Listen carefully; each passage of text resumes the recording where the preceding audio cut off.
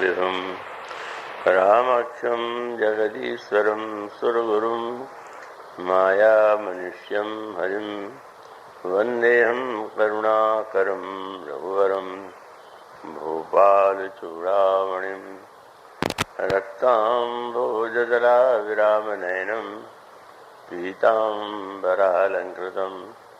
श्यामङ्गं द्विभुजं प्रसन्नवदनं श्रीसीतया शोभितं कारुण्यामृतसागरं प्रियगणैर्भ्रात्रादिभिर्भावितं वन्दे विष्णुशिवादिसेव्यमनिशं भक्तेष्टसिद्धिप्रदं कोशलेन्द्रपदकञ्जमञ्जुलौ कोमलाभजमहेशवन्दितौ जानकी सरसरोजलालितौ चिन्तकस्य मनोहृङ्गसंगिनौ वन्दे विदेहतनया पदपुण्डरीकं कैशोरसौरभसमाहितयोगिचित्तं हन्तं त्रितापमनिशं मुनिहंसदिव्यं सन्मानसारिपरिपीतपरागपुण्यम् अतुलितबलधामं हेमशैलाभदेहं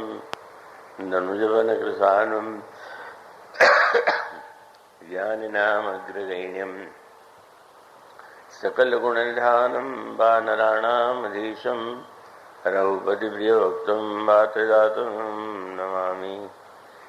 यत्र यत्र रघुनाथकीर्तनं तत्र तत्र कृतमस्तकाञ्जलिं बाष्पवारि परिपूर्णलोचनं मारुतिं नमत राक्षसन्तकं गरुडमहाज्ञानी गुणराशि हरिसेवकयति निकटनिवासी कुन्देन्दुधरगौरसुन्दरं अम्बिकापतिमभीष्टसिद्ध्यदं कारुणीककलकञ्जलोचनं नौमि शङ्करमनङ्गमोचनं प्रभु समर्थ सर्वज्ञ शिव सकल कला गुणधाम योग ज्ञान वैराग्य निधि प्रणत कल्पतरुणाम वंशी विभूषित करान्नवनीरदाभात् पीतम्बरादरुणबिम्ब फलादरुष्टात् पूर्णेन्द्र सुंदर मुखादरविंद नेत्रात्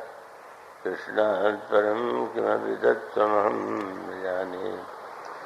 श्री गुरुचरण सरोज रज निज मन मुकुर सुधारि वर्णौ रघुवर विमल यश जोदायक फलचारि।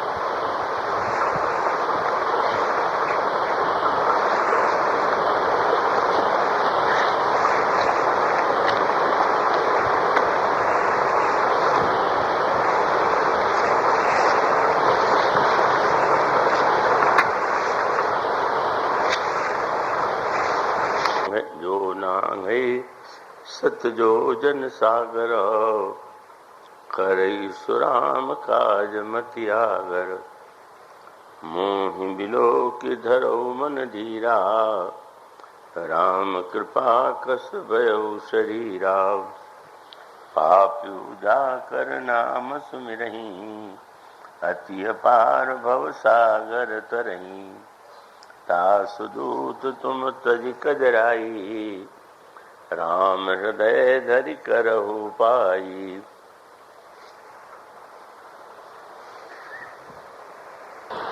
कथानुरागी भक्तवृंद, भक्तिमती देवियों, यह प्रसंग जिसकी पंक्तियां आपके सामने पढ़ी गई वे उस अवसर की हैं जब जनक नंदिनी के अन्वेषण में खोज में लगे हुए बंदर निराशा की चरम स्थिति में पहुंच गए। उन्होंने प्रयत्न किया, पुरुषार्थ किया, पर अंत में जब उन्होंने विशाल समुद्र को सामने लहराते हुए देखा तो यह लगने लगा कि स्वयं प्रभा देवी ने तो ये कहा था कि नेत्र मूदिए, आपका जनक नंदिनी का दर्शन होगा, पर यहाँ तो ये विशाल समुद्र की जलराशि लहरा रही है और समय व्यतीत हो चुका है। सुग्रीव ने समय की सीमा बताई थी कि 1 मास में ही कार्य पूरा करना है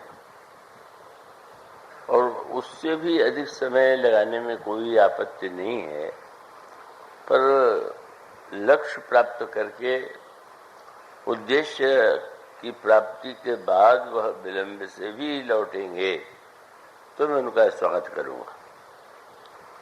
पर समय को व्यतीत करके भी व्यक्ति यदि उद्देश्य की पूर्ति के बिना ही लौट आया तो उसे मृत्युदंड प्राप्त होगा।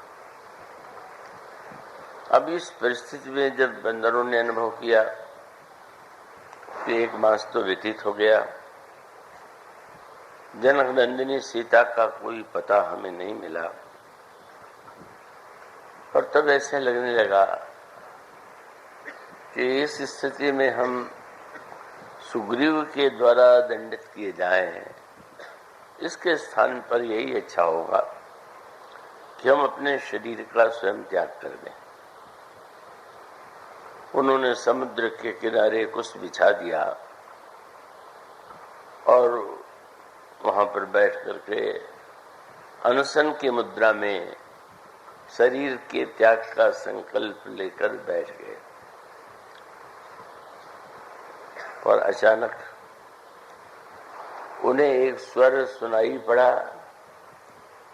वो स्वर एक पास में एक गुफा से आ रहा था और उस गुफा का स्वर तो बड़ा भयावना था, क्योंकि उसमें स्वर सुनाई पड़ा कि मुझे बहुत दिनों से भोजन नहीं मिला था। जब इतने बंदर शरीर के त्याग का संकल्प कर रहे हैं तो कई दिनों के लिए भोजन की व्यवस्था हो गई। कबहू न मिली भरी उदर आहारा, आज दीन विधि एक ही बारा। उसका वाक्य सुन के बंदर और आतंकित हो गए। यह और उसके पश्चात अंगद ने विचार का प्रयोग करते हुए जटायु जी का अनुस्मरण किया। उन्होंने कहा शरीर का परित्याग तो असंभव ही है। फिर जब गीध ने जनक नंदिनी की रक्षा में अपने प्राण अर्पित कर दिए तो उन्हें पाने के प्रयत्न में यदि हम शरीर छोड़ देते हैं तो ये तो एक अच्छे लक्ष्य की प्राप्ति के लिए हम बढ़ रहे थे और उसके असफलता का ये परिणाम था। संपाति का जटायु का नाम सुनते ही गुफा से निकलकर एक गीध वहां आ जाता है। निकट आते देख करके और भी बंदर डरे, पर उसने कहा कि नहीं, आप लोग डरिए मत। और उसके पश्चात उस संपाति ने अपनी आत्मकथा सुनाई और फिर स्पष्ट बता दिया कि इस विशाल समुद्र को लांघने में जो समर्थ होगा वही इस लक्ष्य को प्राप्त कर सके। और आप लोगों को निराश नहीं होना चाहिए। आप स्मरण कीजिए आप कौन है। आपके अंतःकरण में जो कायरता आ गई है उस कायरता को छोड़ दीजिए और आप भगवान की कृपा का आश्रय लेकर पुरुषार्थ कीजिए। यह संवाद इस रूप में श्री रामचरितमानस के किष्किंधा कांड के अंत में प्रस्तुत किया गया। यहाँ पर आपसे मैं ये तो आशा करूंगा कि आप पूरी एकाग्रता और तन्मयता से सुन रहे होंगे। यहाँ 2 गीतों की चर्चा की गई और रामायण में एक पद्धति है कि अनेक प्रसंगों में उसका एक द्वंद्वात्मक या भिन्न रूप भी प्रस्तुत करने की चेष्टा की गई। संपाति और जटायु दोनों सगे भाई हैं। ये बताया गया कि वे गीध हैं और अपने आत्मकथा आत्मसंस्मरण को सुनाते हुए संपाति ने कहा कि मैंने अपने भाई जटायु से एक दिन ये कहा कि हम लोग ऊपर की ओर उठें और सूर्य तक पहुंच जाए। जटायु ने बात स्वीकार कर ली, पर अंतर यही था कि जटायु ने यही कहा कि मुझे लगता है कि इसमें हमारा शरीर तो नष्ट हो जाएगा और कोई सफलता नहीं मिलेगी, इसलिए मैं लौटता हूं। पर संपाति ने कहा कि नहीं, मैं तो निश्चित कर चुका, तो आगे जाऊंगा ही। यह जो गीधों की गाथा है, आप उसके अर्थ पर विचार करें। पहले तो जो गीधों की एक प्रकृति है, जब कभी कभी व्यक्ति के लिए भी कह देते हैं अरे पूरा गीध है ये तो जब गीध शब्द का प्रयोग करते हैं तो निंदा में करते हैं, और इसलिए निंदा में करते हैं कि गीध में 2 शक्तियां हैं, उड़ने की शक्ति और दूर तक देखने की शक्ति। पर निंदनीय क्यों है? कि वो अपनी दृष्टि का प्रयोग किस वस्तु के लिए करता है। और तब स्पष्ट था कि गीध पंख के द्वारा ऊपर उठता है और चारों ओर अपनी पैनी दृष्टि का प्रयोग करते हुए यह ढूंढता है कि कहीं कोई शव, कोई मुर्दा पड़ा हुआ है क्या, और तब वो उस मुर्दे पर कूद पर पास उतर आता है और उसके शरीर के मृत मांस का भक्षण करता है। तो अब इस दृष्टि से यूं विचार करके देखें कि गीध लोगों के लिए भी कह देते हैं, और इसको अगर एक भिन्न रूप में देखें तो ऐसा कहा जा सकता है कि अनेक ऐसे व्यक्ति होते हैं जिनमें उड़ान बड़ी ऊंची होती है और जिनकी दृष्टि भी बड़ी पैनी होती है, पर उस उड़ान से, उस पैनी दृष्टि से हम क्या पाना चाहते हैं? अगर उड़ान और पैनी दृष्टि से हम शव की खोज कर रहे हों और उस मृत मांस से ही अपने पेट की क्षुधा शांत करने की चेष्टा कर रहे हैं, तो वो तो उसके उड़ने की शक्ति और नेत्र की शक्ति का कुछ अर्थ है ही नहीं। अब यहाँ पर एक दूसरा सूत्र आया, और वो यह था कि जब संपाति ने यह कहा जटायु से कि हम लोग ऊपर की ओर उठे, तो ऐसा लगा कि संपाति के मन में गीध जाति के कलंक को धोने की इच्छा थी। गीध तो नीचे चला जाता है, हम नीचे नहीं, हम ऊपर जाएंगे। और जटायु ने इसे स्वीकार कर लिया। पर मूल प्रश्न वही था कि नीचे अगर व्यक्ति जा रहा है मांस के लिए तो उसकी दृष्टि अधोगामी है, पर ऊपर क्यों जा रहा है? ऊपर जाने का अर्थ क्या है? और तब आप ध्यान देंगे कि सूर्य में 2 विशेषताएं। एक तो उसमें प्रकाश, जिस प्रकाश में सारा हम लोगों का ब्रह्मांड आलोकित हो रहा है, और उस सूर्य में उतनी ही तीव्र दाहकता भी है। जब दाहकता और प्रकाश दोनों हों तो हमारा कर्तव्य क्या है कि हम दाहकता से बचें और प्रकाश पाने का प्रयास करें। अगर हम ये संपत्ति यदि ये चाहता है कि नहीं मुझे तो हमें सूर्य तक पहुंचना है और जिसका दंड उसे भोगना पड़ा, तो उसका तात्पर्य ये था ये तो केवल अहम की उड़ान है। बस ये ध्यान रखें, जब वो नीचे की ओर गिर उतरता है तो वो मृत मानुष का नीचा अधोगामी वृत्ति है। पर जब वो ऊपर भी जाना चाहता है, ऊपर जाने का उद्देश्य क्या यहाँ प्रकाश उसको नहीं मिल रहा था? क्या उसको और प्रकाश चाहिए था? पर उसको ये लगा कि नहीं अन्य लोगों के समान हम लोग ऐसा क्यों?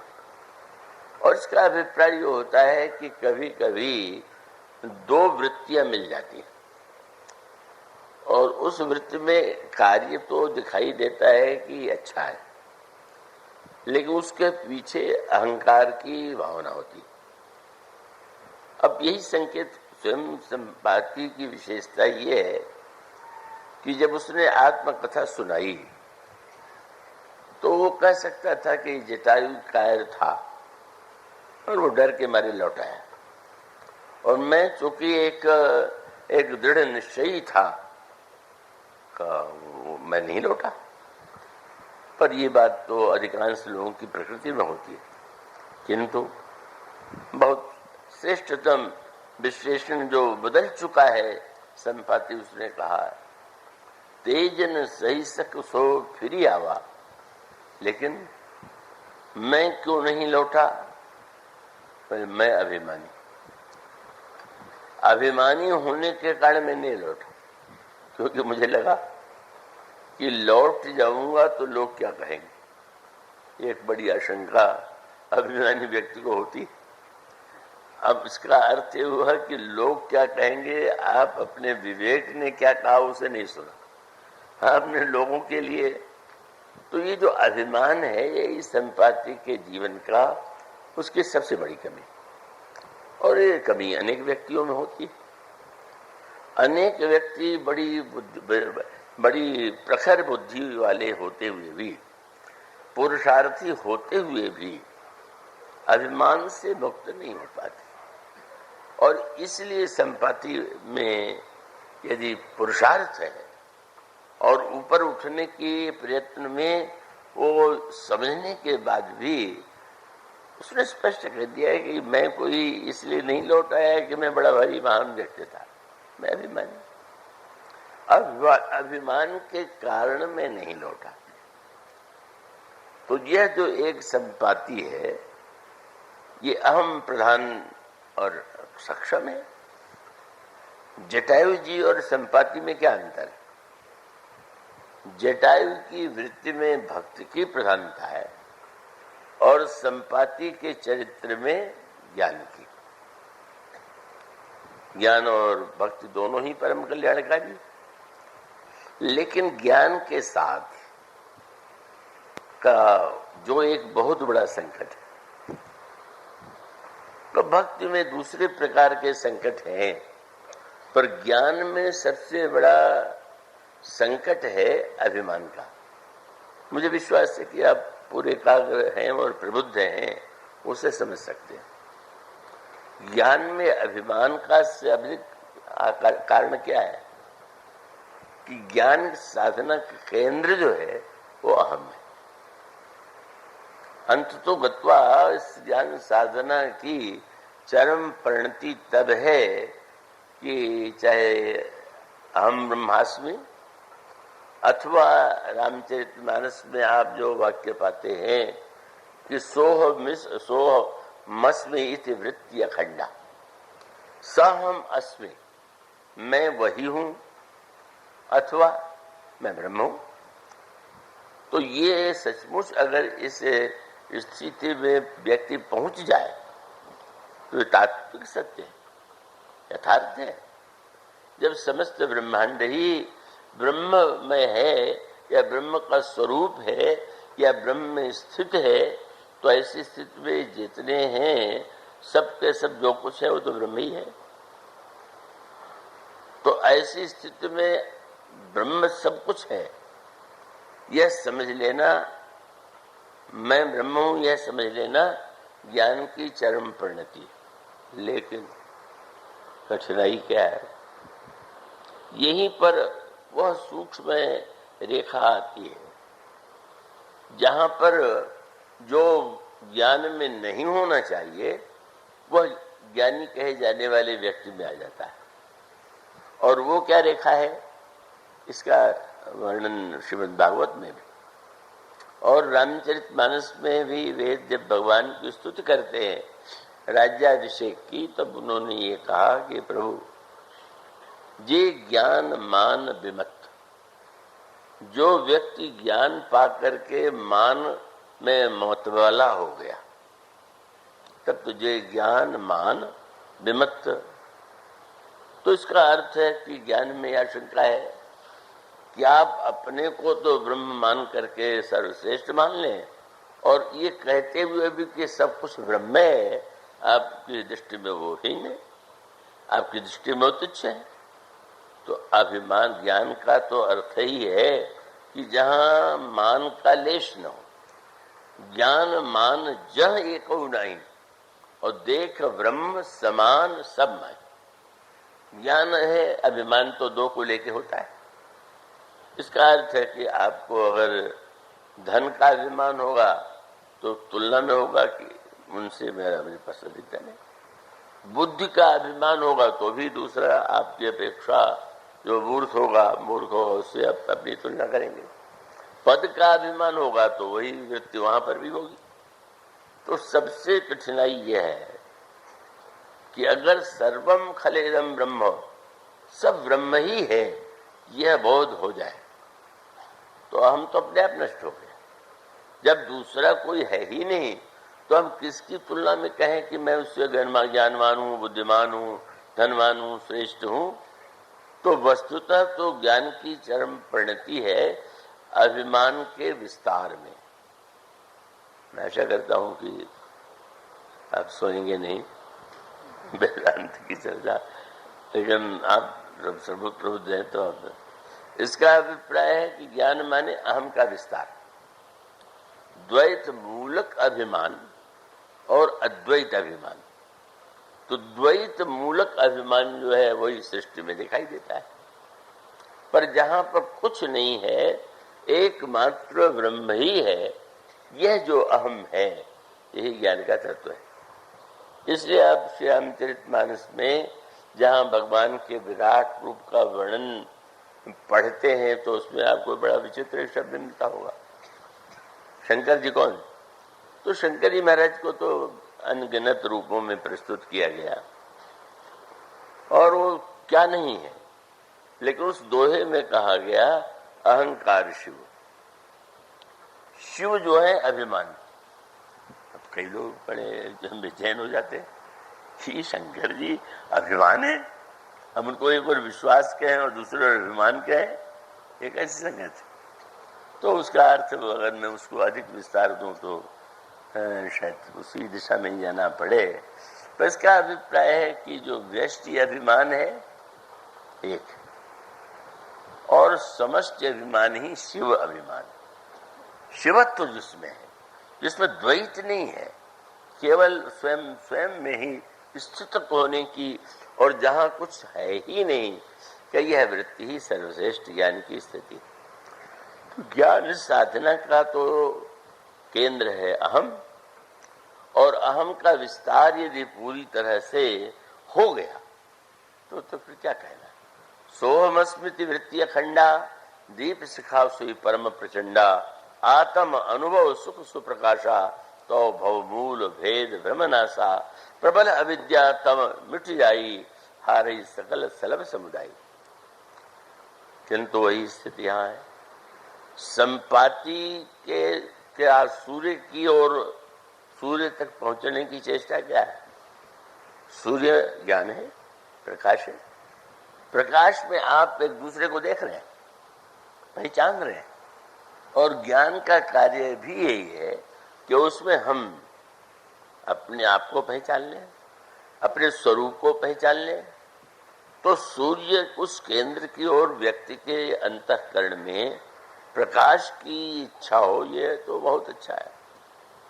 लेकिन वहीं अभिमान जुड़ गया कि नहीं नहीं, मैं तो सूर्य के पास पहुंच कर, बहुत रामायण में प्रसंग आता है ना कि रावण तो बड़ा बड़ बोला था और निरंतर अपनी प्रशंसा करते रहना उसका स्वभाव था। तो अंगद से रावण ने कहा, तुम जानते हो मैं कौन? मैं वह रावण हूं कि लोग तो पुष्पों से और पत्तियों से शंकर जी का पूजन करते हैं, पर सिर सरोज निज कर्ण उतारी, पूजो अमित भारत पुरारी। अनेक बार मैंने सिर काट करके उसके द्वारा भगवान शंकर की पूजा किया। और तुम ये जानते हो कि वो मैं रावण हूं कि शोभित भय वो मराल एव शंभु सहित कैलाश, कैलाश पर्वत सहित मैंने शंकर जी को उठा लिया। तो ये बताना चाहता था कि कैलाश पर्वत को मुझे छोड़ के किसने उठाया, सिर काट के किसने पूजा किया। पर उसको निराशा तब हुई जब अंगद ने कहा कि तुमने जो दोनों घटनाएं बताई उससे मैं समझ गया कि तुम्हारा व्यक्तित्व जो है दो को मिलकर बना हुआ। क्या? पतंगे और गधे दोनों को मिला तो तुम बने हुए। क्यों? बोले पतंगा जल जाता है, जलने की क्या आवश्यकता है? दीपक प्रकाश के लिए कि जलने के लिए? तो वही वृत्ति तुम में है। शंकर जी को सिर काट के चढ़ाना आवश्यक है क्या? क्या शंकर जी सिर काट के चढ़ाने पर प्रसन्न होते? जब ये कहा जाता है कि वो तो केवल जल से पत्र से ही प्रसन्न हो जाते हैं, तो वस्तुतः तो इससे सिद्ध हो गया कि तुम केवल पतंगे के समान गया, भस्म हो गया। अब उसके पक्ष में कभी लोग कोई बहुत उसको प्रेमी सिद्ध कर दे, पर अंगद ने कहा जैसा मूर्ख पतंगा वैसे मूर्ख तुम। रावण के क्रोध की सीमा नहीं। और कहा तुम गधे इसलिए हो कि गधा मने, गधा बोझ उठाने की कला में तो बड़ा निपुण, दिन भर बोझ ढोता है, लेकिन अगर उस पर चंदन की लकड़ी लाद दी जाए या कूड़ा करकट लाद दिया जाए, उसके लिए क्या अंतर है?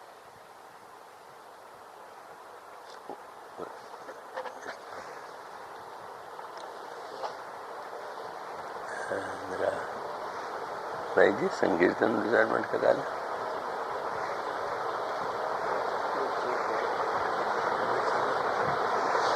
मैच नहीं चल रहा। ये हुआ कि जब हम किसी भी महान कार्य से अपने अहम को मिला देते हैं तो वो वस्तु अपने आप में अशुभ बन जाती है, कल्याणकारी बन जाती है। तुमने शंकर जी पार्वती जी को उठा लिया तो तुम्हारा बड़ा सौभाग्य होता है। न उठा करके भी अगर तुम अपने हृदय में, मस्तिष्क में श्रद्धा विश्वास का वो धारण कर लेते तो लगता है कि तुम सही अर्थों में सही कार्य करने वाले हो। लेकिन जब तुमने शंकर पार्वती जी दोनों को उठाने का दावा किया, पर तुम्हें तो कहीं पर भी न में श्रद्धा आई न विश्वास आया, तो गधे की तरह तुमने ढोया तो इन पाया क्या? बहुत बड़ी बात। केवल ये अंगद ने रावण के लिए नहीं कहा, हम में अधिकांश लोगों में ये वृत्तियां है। ये भूलने की चेष्टा नहीं करना चाहिए। ये आलोचना रावण की नहीं है। मानो ये चिंतन अगर हमारे जीवन में है तो उसके यही है। तो इसका तात्पर्य हुआ कि यह अभिमान की वृत्ति और वो सर्वत्र संकेत आता है, परिणाम भी वही हुआ कि सूर्य में जो दाहकता है उस दाहकता का कितना कठोर परिणाम हुआ। जटायु जी लौट आए और जटायु जी लौट आए तो देखने में लगा कि क्या है, संपाति गया तो संपाति के पंख जल गए, लगा वीर है। लेकिन याद रखिएगा क्या जटायु जी कायर थे क्या? और तब आपको क्या उत्तर मिलेगा कि नहीं, संपाति का भी पंख नष्ट हुआ और जटायु का भी पंख नष्ट हुआ। दोनों के पंख कटे, एक का जला एक का कटा। ये सब भाषा है अध्यात्मिक। लेकिन कटा का अर्थ का गीधराज जटायु कायर नहीं है। अगर वो कायर होते तो जनक नंदिनी सीता के हरण के अवसर पर उनके पुकार को सुन करके सारे देवता मौन भाव से उस अन्याय को देख रहे हैं। पर देखते हुए भी अगर किसी ने रावण को चुनौती देने का साहस किया तो ये राजी। तो इसका अर्थ है कि वो भी कहीं से कायर नहीं थे, वीर थे। पर उनकी वीरता का तात्पर्य है किसी वस्तु का सदुपयोग करना चाहिए। पंख है तो आज अगर उसके द्वारा कोई उपयोग हो सकता है तो उन्होंने कितना बड़ा साहस किया।